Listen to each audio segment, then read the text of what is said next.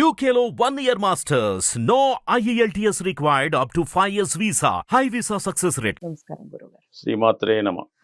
గురుగారు, పూజ గది ప్రతి ఇంట్లో తప్పకుండా ఆ దీపం పెట్టుకోవాలనుకుంటారు. పూజ చేసుకుని ఏదో ఒక సందర్భంలో చేసుకుంటూనే ఉంటారు, నిత్యం కాకపోయినా. ఎక్కడ ఉండాలంటారు? పూజ గదిలో విషయంలో పాటించాల్సిన నియమాలు ఏమిటంటారు? తప్పకుండా అమ్మ తెలుసుకుందాం. అంటే ఇంట్లో ఉన్నటువంటి విషయాల్లో పాటు దేవునికి కూడా ఒక గది, అంటే భగవంతుడు మనకు గృహాన్ని నివసించడానికి ఇచ్చాడు కాబట్టి ఆ భగవంతుడికి కూడా ఒక ప్లేస్ కేటాయించడం అనేది మన సాంప్రదాయంగా రావడం జరుగుతుంది. అయితే ఏంటంటే సాధారణంగా వాళ్ళకు ఉన్నటువంటి ఇంటి యొక్క విస్తీర్ణం బట్టి, వైశాల్యం బట్టి సపరేట్గా గది పెట్టుకోవాలంటే పెట్టుకోవచ్చు. సో లేని పక్షంలో ఈశాన్యమో లేదో చిన్న పీటలాగా మర్చి అక్కడ కూడా పెట్టుకోవచ్చు. అయితే సాధారణంగా ఎక్కువ ఈ మధ్యకాలంలో ఈ సింగిల్ బెడ్రూమ్, డబుల్ బెడ్రూమ్ వచ్చే టైంలో ఈ వంటగదిలోనే ఈశాన్య భాగంలో ఒక పూజకి ఒకటి కేటాయిస్తున్నారు. అందులోనే చిన్న రూమ్ అని కాదు కానీ చిన్న మందిరంలో పెడుతున్నారు. ఎట్టి పరిస్థితుల్లో కూడా మనకు ఆ పూజ సంబంధించిన వ్యవహారం అంతా కూడా ఆ వంటగదిలో ఉన్నటువంటి ఈశాన్య భాగంలో మాత్రం పెట్టకపోవడం మంచిది. అసలు ఆ ఇంట్లో పూజ గది లేకపోయినా ఏమీ నష్టం లేదు, అసలు ఇబ్బందే లేదు. కానీ పూజ గది ఉన్న చోట్ల చక్కగా ఉండాలి, దాన్ని చాలా పరిశుభ్రంగా మెయింటైన్ చేయాలి, ఒక పవిత్రంగా మెయింటైన్ చేయాలి. సో ఆ విధంగా చూసుకుంటే మనం ఇది ఈశాన్యంలో పూజ గది అన్నది కామన్గా అందరికీ తెలిసిన విషయమే. అయితే ఈశాన్యంలో రూమ్ కట్టి మొత్తం 2 మూలలు మూసేసి ఉంచడం జరుగుతుంది. సో ఈశాన్యంలో పెట్టుకోవడం నెంబర్ 1. అంటే మనం ఎప్పుడైనా సరే తొలి పూజ అన్నది ఈశాన్యంలో చేయాలి. అందుకని ఈశాన్యంలో మాత్రం 2 మూలలు మూసి ఆ గది ఎప్పుడు కూడా కేవలం పూజ చేసిన టైంలోనే ఓపెన్ చేసి మిగతా టైంలో క్లోజ్ చేసి పెడుతున్నారు. సో అందువల్ల అది ఇబ్బంది కాబట్టి ఈశాన్యంలో నెంబర్ 1గా పెట్టుకోవచ్చు. అయితే దానికి వెంటిలేషన్ వచ్చేలాగా, కిటికీలు వచ్చేలాగా మొత్తం అంతా ఓపెన్గా ఉంటూ కొద్దిగా స్క్రీన్స్ వేసి ఉంచితే మంచిది. అంటే అందులో కూడా ఎప్పుడు కూడా లైట్ వెలుగుతుండాలి, అది ఓపెన్గా ఉండాలి. ఈ విధంగా ఈశాన్యంలో రూమ్ కట్టేయడం వల్ల, ఆ తలుపులు వేసేయడం వల్ల ఈశాన్యం మూత అనేది ప్రాబ్లం వస్తుంది.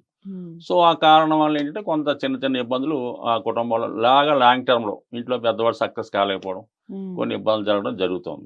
సో ఆ విధంగా మనం తూర్పు వైపు కానీ, అంటే మనం తూర్పు చూసి పూజ చేసుకునేవి తూర్పు గోడ కట్టుకోవచ్చు. అలాగే ఉత్తరం వైపు కూడా పట్టుకోవచ్చు. ఉత్తరం వైపుగా ఉంటే మన సింహద్వారం బట్టి దాన్ని బట్టి దక్షిణ పడమలో అవాయిడ్ చేసుకుంటూ, దక్షిణ పడమలో టాయిలెట్ అనుకున్నాం, ఈ ఉత్తర తూర్పులో మీరు ఎక్కడ రూమ్ లాగా ఏర్పాటు చేసుకుని చిన్నదిగా పెట్టుకోవచ్చు. అయితే రూమ్లో పూజ గదిలో అంటే వాళ్ళ యొక్క నమ్మకాన్ని బట్టి, వాళ్ళ సెంటిమెంట్ని బట్టి సరే కొంతమంది వాళ్ళు పెద్దవాళ్ళు చనిపోయిన వాళ్ళ ఫోటోలు పెడుతున్నారు. తాతగారిదో, అమ్మగారిదో, నాన్నగారిదో, అంటే వాళ్ళ వరకు దైవం కావచ్చు. కానీ దైవ మందిరంలో, పూజ మందిరంలో మాత్రం ఎట్టి పరిస్థితుల్లో కూడా చనిపోయిన వారు మీకు ఎంత అభిమానం ఉండడం అండి, ఎట్టి పరిస్థితుల్లో కూడా పూజా మందిరంలో పెట్టకూడదు. వాళ్ళు పితృదేవతలు అంటారు. ఆ పితృదేవతలు పెట్టే చోటు వేరుగా ఉంటుంది. అది ఇంట్లో నైరుతి భాగంలో కానీ, దక్షిణ గోడకు కానీ, పడమరకు కానీ వారి యొక్క ఫోటోలు పెట్టుకోవచ్చు. ఆ ఫోటోలకి దండలు వేసుకోవచ్చు, ఓకే. కానీ పూజ గదిలో పెడితే మాత్రం కంపల్సరీగా ఇబ్బంది కలుగుతుంది. అది మెయిన్గా అవాయిడ్ చేయాలి. దాని తర్వాత మామూలు మన ఇష్టదైవం ఏదైనా పెట్టుకోవచ్చు. దాని తర్వాత అంటే ఆ ఈశాన్యం గట్టులా కాకుండా ఒక పీట వేసి, అది వేసి ప్రతినిత్యం కూడా కంపల్సరీగా మనం కొంతమంది ఏం చేస్తారు, శుక్రవారం రోజు బ్రహ్మాండంగా పూజ చేస్తారు, మళ్ళా శుక్రవారం దాకా దాని ఒక చూడరు. అలా చేయకూడదు. అలా కాకుండా కంపల్సరీగా మనం ఏవైతే పూజకి వినియోగించామో ఆ మాలిన్యాన్ని మర్నాడు పొద్దున్న కంపల్సరీగా దాన్ని శుభ్రంగా తీసేసి మీరు తర్వాత పూజ చేయకపోండి, కానీ అది మర్నాడు మాత్రం ఉంచకూడదు. అలా వారం అంతా కొంతమంది ఉంచేస్తారు, అది చాలా ఇబ్బందితో కూడుకున్నది. సో అలాగే అది ఎప్పటికప్పుడు శుభ్రం చేసుకోవడం, రోజు దీపారాధన చేయడం. సో అలాగే ఏంటంటే వాడి విగ్రహాన్ని బట్టి మీకు తోచింది ఏదో బెల్లం ముక్క పెట్టడం, నైవేద్యం పెట్టుకుంటే అది మనం ఎంతగా భగవంతుని సేవిస్తే మనకి భగవంతుడు రేట్లు మనం ఇస్తూ ఉంటాడు. చాలా జాగ్రత్తగా మెయింటైన్ చేయడం అన్నది మంచిది. ఇక ఇది ఒకటి ఆ పూజ సంబంధించిన వరకు. ఆ పెద్దవాళ్ళు చాలా మంది పెడుతున్నారు, సెంటిమెంట్గా ఫీల్ అవుతున్నారు, కొంతమంది చెప్పలేకపోతున్నా, కానీ ఇది పబ్లిక్గా అదొకటి చేసుకోవడం మంచిది. ఇంకా మీ ఇష్టమైన దేవుని పెట్టుకోవచ్చు, అందరినీ పెట్టుకోవచ్చు, చక్కగా మీ పూజ చేసుకోవచ్చు. ఏదైనా ముందు విఘ్నేశ్వరుడి ప్రథమ పూజ చేయడం, దాంతో మిగతా దేవుళ్ళని పూజ చేయడం బాగుంటుంది. అంటే ఆ పూజ గది ఈ పూజ గదిలో ఇలా స్టెప్స్ పెడుతూ ఉన్నారు, అదే అవుతుందండి ఇందాక. బరువు పెట్టకూడదు ఈశాన్యంలో, మెట్లే పెట్టకుండా కేవలం చెక్కతో కానీ పీట వేసుకుంటే చాలు. పీట, అందుకే పీట అంటారు, పీట మీద పెట్టుకుంటే చాలు. అది ఎంతదన్నా పెద్దన్నా గోడకు తగలకుండా మూలంటే ఆ స్తంభాల్లాగా అదే మామూలు మెట్లా పెట్టడం కొంతమంది ఇప్పుడు చేయకూడదు. మీరు అసలు పెట్టకూడదు అన్నారు కదా! కిచెన్‌లో కొంతమంది ఒక సెల్ఫ్‌ని దానిగా హ్మ్. యూజ్ చేసి పై భాగంలో పెడుతూ ఉన్నారు. అదే అలా కూడా. ఇబ్బందండి. Self okay. అని చెప్తున్నాం కదా! వంట గదిలో కూడా మనం హ్మ్. మనం రాత్రి భోజనాలు అయిపోయిన తర్వాత చాలామంది ఏం చేస్తున్నారంటే, ఈ వంట పాత్రలు, మనం భోజనం చేయని ప్లేట్లు అన్నీ కూడా వంటగదిలో జంప్ చేస్తున్నారు. అవును. పొద్దున్న పని మనిషి వచ్చాక ఆ పొద్దున కడుక్కుందని అక్కడ వదిలేస్తున్నారు. అలా కూడా ఎట్టి పరిస్థితిలో కూడా ఉంచకూడదు. హ్మ్. దేవుడు ఉన్నా లేకపోయినా వంటగదిలో కంపల్సరీగా కడగని పాత్రలు, ఎంగిలి పాత్రలు ఉంచకూడదు. ఇవి హ్మ్. కంపల్సరీగా ఏ రోజుకి ఆ రోజు ఎప్పటికప్పుడు కడిగి శుభ్రంగా మళ్ళీ సర్దేయాలి. హ్మ్. సర్దేసి మనం పొద్దున్న లెగిసి వంటగదిలోకి వెళ్ళబోదలకి అది కూడా ఒక దైవ మందిరంలాగా అనిపించాలి. అది ఓకే. కూడా ఎంగిలి గిన్నెలతో చికాకుగా ఉంటే అది చికాకులే ఉంటాయి. చికాకుగా ఉంటది. అసలు ఆ ఇంట్లోనే కంపల్సరీగా స్త్రీకి హెల్త్ ప్రాబ్లమ్‌లు, చికాకులు జరుగుతుంటాయి. అందుకని అయ్యో! అసలు హ్మ్. దేవుడు పెడితే ఇంకా అసలు ఉంచకూడదు. మీరు అందులో దేవుడిని పెడుతున్నారు. ఈ హ్మ్. చెత్త పాత్రలని అక్కడ పెడుతున్నారు. హ్మ్. కొంతమంది కొన్ని కమ్యూనిటీలు పర్లేదు. కొన్ని హ్మ్. కమ్యూనిటీలు మటను, చికెను అన్నీ కూడా అక్కడే పెడుతున్నారు. ఇవి అవునవును. ఎంత ఇబ్బంది పడతాడు దేవుడు రాత్రి ఎల్లవాళ్ళు. హ్మ్. మనం పొద్దున్న లేసి వెళ్ళినాక 2 నిమిషాలు ఆ గదిలో ఇబ్బంది పడతామే. మరి హ్మ్. ఆ దేవుడికి ఎంత ఇబ్బంది ఉంటది రాత్రి ఎల్లవాళ్ళు మీరు అంగిలి గిన్నెలు అక్కడ వదిలితే. హ్మ్. అసలు మిమ్మల్ని అక్కడ ఎవడు పెట్టమన్నాడు? హ్మ్. అందువల్ల అది కొద్దిగా జాగ్రత్తగా పాటించాలి. సాధారణంగా మరి కొన్ని విషయాలు ఇప్పుడు మనం పాటించలేకపోతున్నాం. చెప్పినా కూడా కొంతమంది మనల్ని విమర్శిస్తారు కాబట్టి, హుహు. అసలు స్నానం చేయకుండా పొద్దున్న స్నానం చేయని తర్వాత మాత్రమే వంటగదిలోకెళ్ళి ఆ స్టవ్ ముట్టించాలి. హ్మ్. ఇది కుదరదు కాబట్టి పిల్లలు పొద్దున్నే స్కూల్‌కెళ్ళడం, స్కూల్లో. కాలేజీకెళ్ళడం హ్మ్. జరుగుతుంటది కాబట్టి హ్మ్. కామన్‌గా నడుస్తున్నాయి.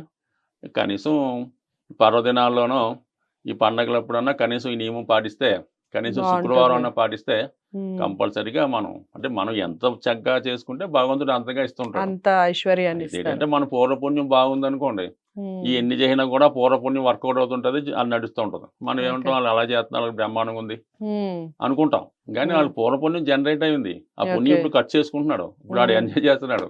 మనవాడిని అనుకోవడం ఎందుకు? ఓకే. సో, అందువల్ల ఏంటంటే కొన్ని సాంప్రదాయాలు పూర్వంగా ఉండి మడి బట్టలని అనేవారు. హ్మ్. సో, హ్మ్. ఇప్పుడు అన్నీ కూడా పోయినాయి. ఇయన్నీ ఆచరించినోడికి ఆచరించినట్టు వస్తుంది. హ్మ్. లేనోళ్ళకి లేనట్టు వస్తుంది. అది వాళ్ళ నమ్మకాన్ని బట్టి, ఇప్పుడున్నటువంటి ఆత్మగౌరవాన్ని బట్టి, సమాన హక్కులను బట్టి రకరకాలు ఉన్నాయి గానీ, హ్మ్. ఏదన్నా పూజ గది అంటూ పెట్టుకుంటే మాత్రం దాన్ని 100% దాన్ని చాలా పవిత్రంగా చూడాలి. హ్మ్. ఎట్టి పరిస్థితుల్లో కూడా దాన్ని చక్కగా రోజు కూడా పూజ చేయడం జరుగుతుంటది. ఓకే. విగ్రహాల్లాంటివి ఏమన్నా ఉంటే, హ్మ్. ఫోటోలైతే పర్లేదు. హ్మ్. విగ్రహాల్లాంటివి ఏమన్నా ఉంటే మనం కారణాంతరాల పుణ్యక్షేత్రాలకో, తీర్థయాత్రలకో బయటికి వెళ్ళినప్పుడు, ఒకటేమో ఆ విగ్రహాల్ని నీటిలో అన్నా పెట్టేయాలి. హ్మ్. లేదంటే ఒక బియ్యం, ఒక బుట్టలో బియ్యం వేసి ఆ బియ్యంలో అన్నా పెట్టేసుకోవాలి. హ్మ్. సో, అలా చేసుకోవడం వల్ల కూడా మనకి అపకారం ఉండదు. లేదంటే మనకి ఆ దేవుడిని మనం ఫస్ట్ ఉంచినటువంటి ప్రాబ్లమ్ వస్తది. మనం బయటికెళ్ళినప్పుడు మనకు ఆ ఇబ్బంది ఎదురవుతూ ఉంటదన్నమాట. సరైనటువంటి ఓకే. భోజనం దొరకపోవడం. అందువల్ల కంపల్సరీగా మాత్రం విగ్రహాలు ఉంటే మాత్రం ఈ నియమం పెట్టాలి. కొంతమంది తులసి చెట్టు కింద కూడా పెడుతుంటారు. హ్మ్. అది కూడా తప్పులేదు. తులసి చెట్టు కిందన్నా పెట్టు. దానికన్నా వాటర్‌లో పెట్టడం, లేదంటే బియ్యంలో పెట్టడం బియ్యంలో జరుగుతుంటది. పెట్టడం అలా మంచిది. పెట్టడం వల్ల మంచిది. సెపరేట్‌గా బియ్యం తీసి అంతే. పెట్టాలంటారు. ఓకే. అంటే ఆహారం కింద ఉంటుందది. ఇప్పుడు ఓకే. మనకి పూర్వకాలం ఏంటంటే ప్రతిష్ఠ చేసే ముందు దేవుడిని మళ్ళీ ఎక్కడో ఆ తెచ్చి విగ్రహాలు తీసినప్పుడు మరి ఆ ఆ బియ్యాన్ని బియ్యం కామన్‌గా టెంపుల్‌లో ఇవ్వడం గాని, మామూలుగా ఈ పులగం అది వండు గాని, ఓకే. ఆగు పెట్టడం గాని ఏదైనా చేయొచ్చు. హుహు. అంత ప్రసాదం కింద ఉంటదది. ఓకే. అంటే దేవుడికి కూడా ఫుడ్ పెట్టాలని. హ్మ్. అప్పుడు హ్మ్. మనకి సంతృప్తి ఉండడం, మనకి కూడా బయటికెళ్ళినప్పుడు సమయానికి ఆహారం దొరుకుతుంటది. వాటర్‌లో ఓకే. పెట్టామంటే ఇంక వాటర్ సమస్తం అన్నీ అందులో ఉన్నాయి కదా! హ్మ్. సో, హ్మ్. అది ఒక నియమం. అది తెలియకుండా మనం ఏం చేద్దామంటే ఇంక దేవుడిని అలా వదిలేసి మనం మన ఊరెళ్ళిపోతాం. మళ్ళీ 15 రోజులు పోయికొచ్చాక మళ్ళీ దులుపుతాం. హ్మ్. సో, హ్మ్. అలా చేయకుండా అంటే నమ్మకం బట్టి ఉంటదది. హ్మ్. ఆ నమ్మకం లేనోడికి ఏమి లేదు. అంటే హ్మ్. మన ఇంట్లో దేవుడు ఉన్నాడు అనుకున్నప్పుడు మనం అతనికి ఎలా చేస్తాం? ఏదో పెట్టే కదా ఎళ్తాం. అవును. ఈవెన్ చిన్న కుక్క పిల్ల ఉన్నా కూడా మనం ఏం చేస్తున్నాం ఎవరికో ఒకళ్ళకి అప్పజెప్పి ఎళ్తున్నాం. అవునవును. ఇది కూడా అంతేగా అలా చేసుకుంటే ఆ ఫలితం ఉంటది. అంటే ఎంబటనే హ్మ్. వస్తదా? తర్వాత వస్తదా? నమ్మకం ఉన్నది గాని అది మన ఆచారాలు అనుకోండి. సో, ఆ హ్మ్. దేవుని గది జాగ్రత్తగా మెయింటైన్ చేసుకుంటే మనకు అంత సక్సెస్ ఫైనాన్స్‌గా అంత అనుకూలంగా ఉంటది. అందరికీ మంచిగా జరుగుతుంటది. ఓకే. చాలా చక్కగా వివరించారు గురువుగారు.